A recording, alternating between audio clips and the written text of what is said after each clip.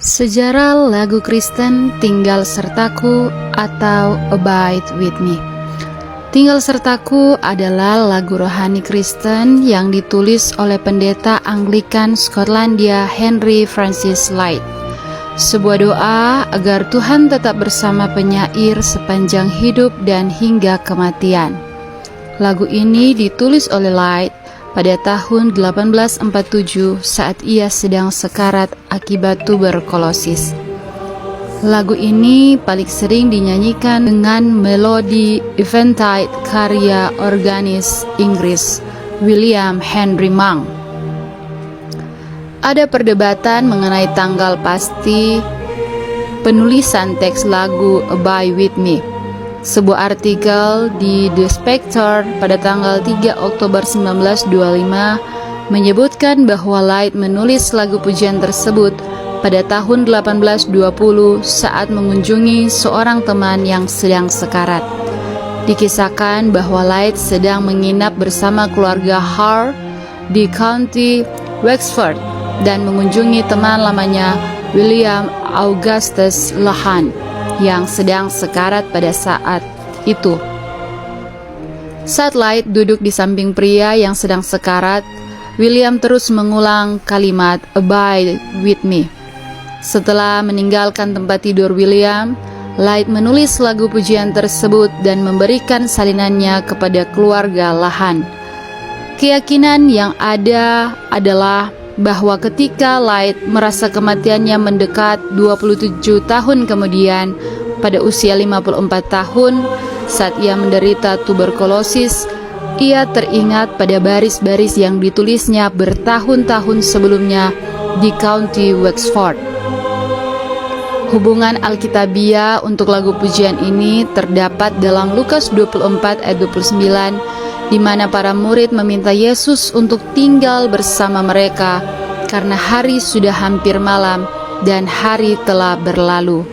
Menggunakan frasa pribadi temannya Abide With Me, Lyte menciptakan lagu pujian tersebut.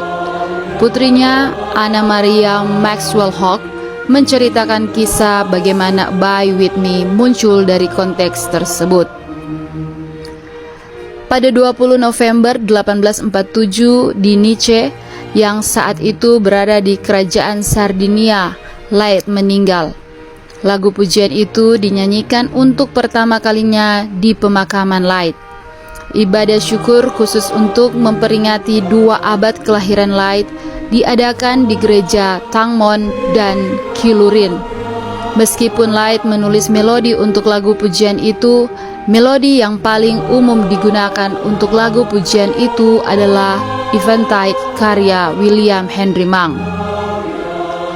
Lagu ini juga sering dinyanyikan di pelbagai acara, misalnya di ibadah pemakaman karena liriknya yang sungguh menyentuh, isinya yang berupa doa kepada Tuhan untuk tetap bersama kita dalam kematian sebagaimana Dia telah bersama kita dalam kehidupan. Lagu ini dinyanyikan dalam upacara Hari Anzac tahunan di Australia dan Selandia Baru, serta dalam beberapa upacara hari peringatan di Kanada dan Britania Raya. Lagu ini merupakan bagian dari upacara Beating the Retreat dalam perayaan Hari Republik India hingga tahun 2021 ketika digantikan dengan lagu patriotik India I Wear Watan Ke Logo. Di bidang olahraga, lagu ini dibawakan oleh Band of the Irish Guards. Mereka memainkan lagu Abide With Me sebelum final Piala FA tahun 2011 di Stadion Wembley, London.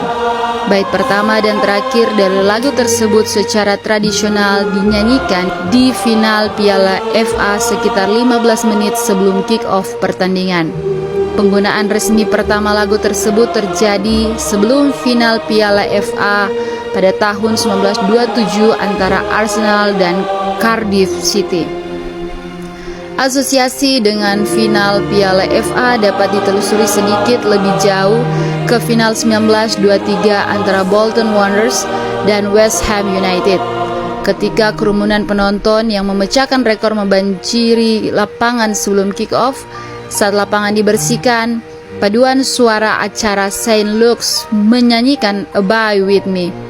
Kerumunan pendukung West Ham yang berjalan kembali ke East End juga dikabarkan menyanyikan lagu tersebut.